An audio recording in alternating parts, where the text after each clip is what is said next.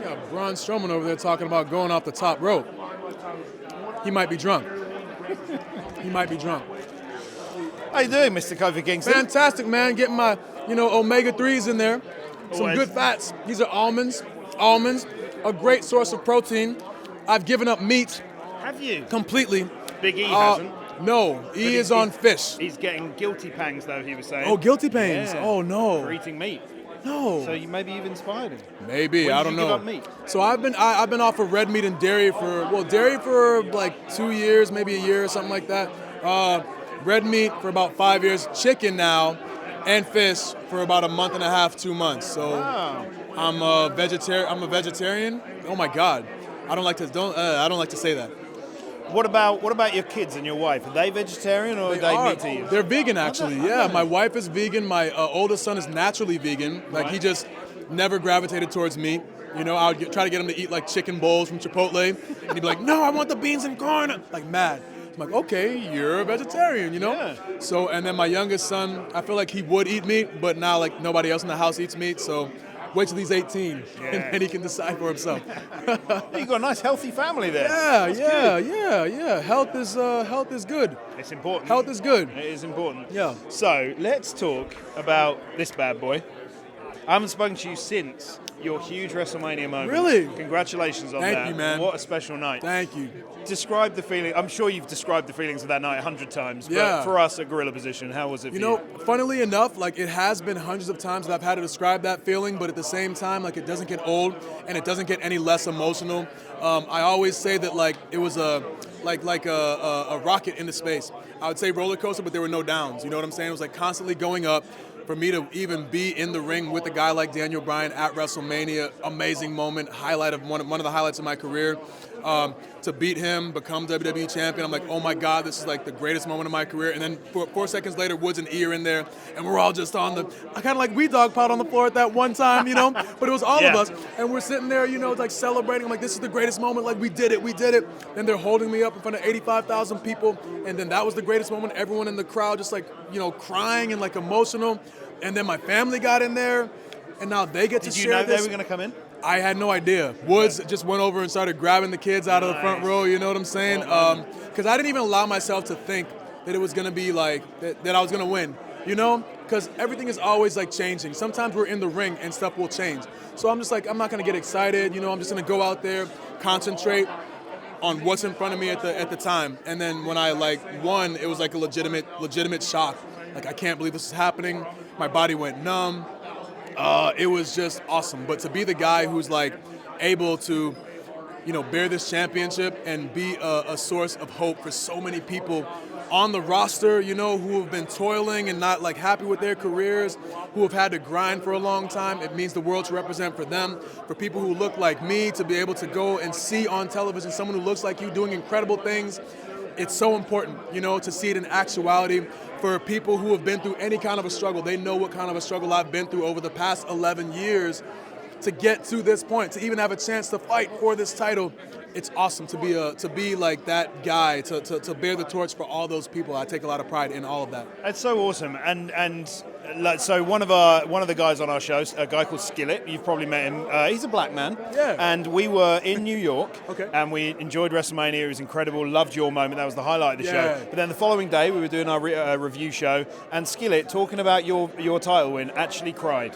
Wow. Like it meant that much to Wow. him, and also the story building up to it. I think it's one of the best stories WWE has ever told. Yeah, it's one of, like a lot of times when we get like promos and, pieces to the puzzle that we try to paint, and it's like, we have to do this. We always try to like mold it and like do it our way. For me, this was like the first situation that every time we were given something to do, it was like, oh, this is actually pretty good. I have no changes, with the exception of like what we were gonna say, but everything went like we did what we were supposed to do.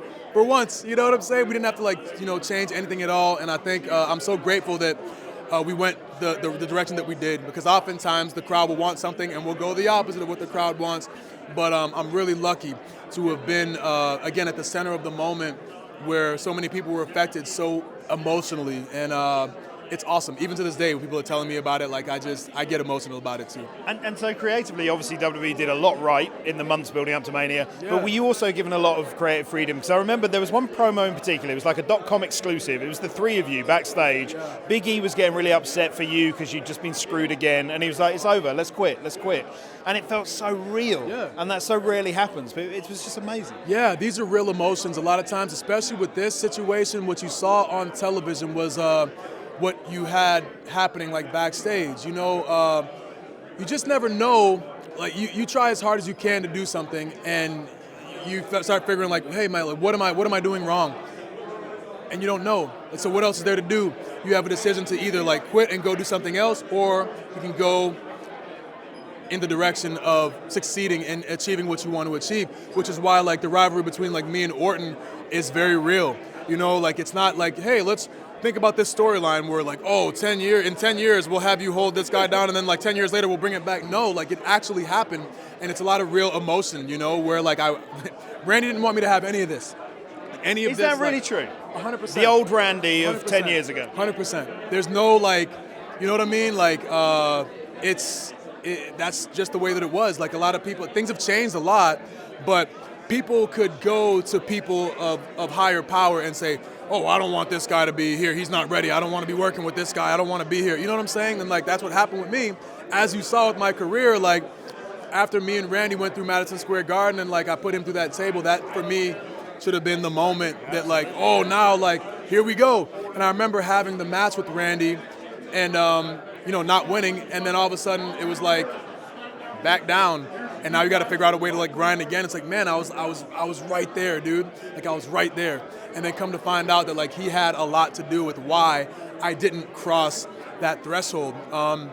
It's very real. So you're seeing like a lot of real emotion behind this, and then on top of that, from like his end, Toronto was the city and SummerSlam was the pay-per-view that he won his first world championship at. So I'm sure he has a lot of emotions going too. So I think like you're gonna see this big like emotional clash, because I'm sure a lot of like him, he probably still doesn't want me to be here. He's probably like spiteful that I got here despite what he tried to do, you know? But for me, it's really important for me to look him in the eye, beat him, hold the title up over him, and let him know that he was wrong. So it's very, very real, man. It's honestly, it's the match I'm most looking forward to, simply because of the story going in. Yeah, man. All stories with a thread of reality running through it, they're always the best. The best ones, right? Yeah. Always the best ones. So. And have you and Randy talked about it backstage at all? I haven't talked to Randy. He's been on vacation now for almost 2 weeks.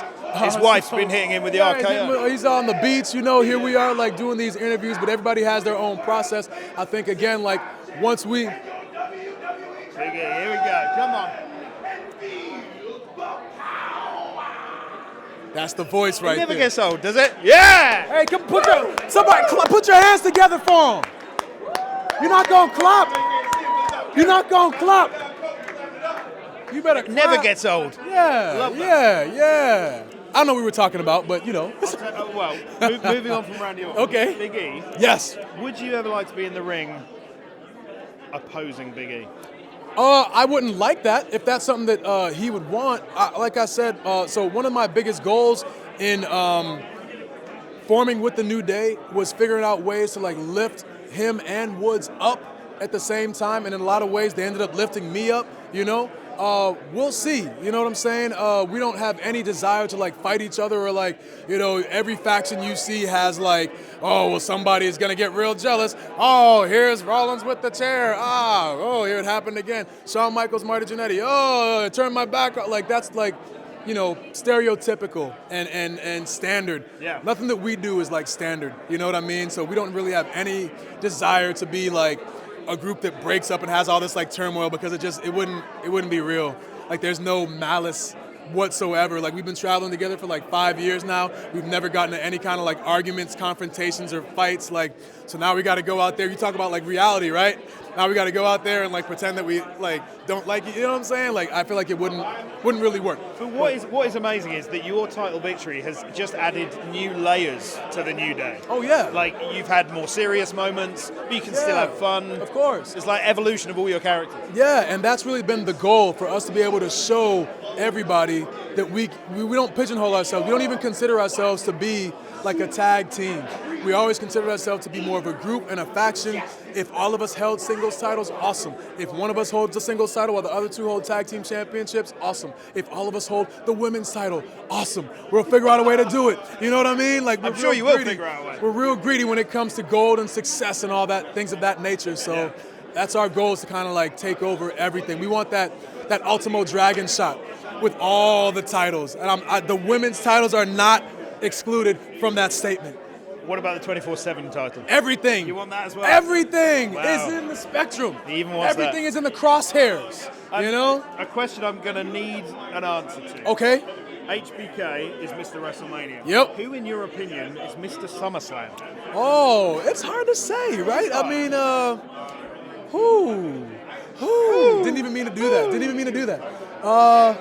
Mr. SummerSlam, I don't know. I really have no idea. And then the part of that too is that like I'm really bad with like the historicals. Like if you talk to Kurt Hawkins or Tyson Kidd, they can tell you every match to every pay-per-view and who was wrestling and like what happened and like the different interactions and stuff that happened between the two people. I don't know any of that. I have to see it to like really make an educated decision. So I can make a name up. I'll say Hornswoggle. Just because you said you need an answer, Yeah, all right. I'll give you one. Now, whether it's right, you didn't say if it had to be right or wrong. An answer is an answer. That's what you asked for, and that's what you got. Hornswoggle. An unexpected, but at least it was an answer. Finally, if there was someone from NXT who was to come up and challenge you for the gold, who would you like to share the dance floor with? Ooh, there's too many people to count. You know, I'm really a big fan of all the young talent there.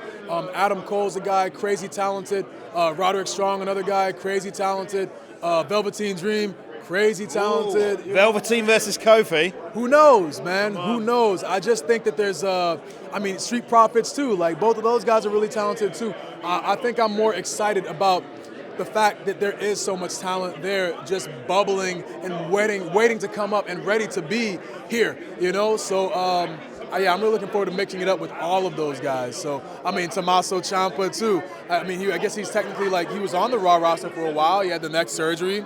He's a guy who I've had history with. Like he was a guy who like really helped me get to WWE. We trained a lot together, like on the come up. So, Did you? I didn't realize that. Chaotic.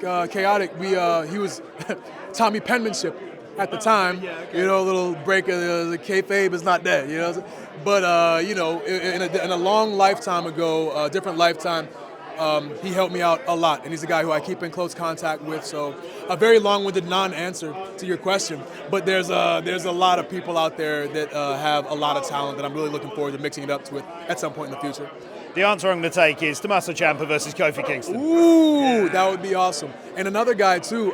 So Ivar, I'm not sure how to say it. He will always be Handsome Johnny to me, you know. But he was another guy who was in the same situation, who helped me growing up, coming up in the business. So when we had the match at Raw, when we had that 6-man tag team match, and we got in the ring, I'm getting like emotional and like goosebumps. He's zooming in on me, and I'm about to like start welling up.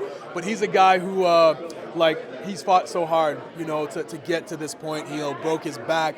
A normal man would be sidelined forever. He wasn't supposed to be back here, and here he was. And for him and I to go up against each other on Raw, like, come on, man. Like, you talk about full circle, like that's really full circle and what it's all about. As a matter of fact, not to keep going on about Ivar, but 2006 at the tryout match that I had to get into WWE, he was one of the guys who helped me and led me in the ring as part of my tryout match. So he's a big reason that I even got signed, because if he made me look like a fool in there, they'd be like, oh, this guy sucks. We don't want to hire him. So I'm always grateful to the time that we spent together. And again, coming full circle to us being not quite on the same roster, but having matches together in the same ring on the highest level. Just so full circle for me. That's awesome. Yeah, That's awesome. Thanks, man. Kofi Kingston, great to see you. Congratulations again. Thank you, man. I appreciate you, bro. Thank you.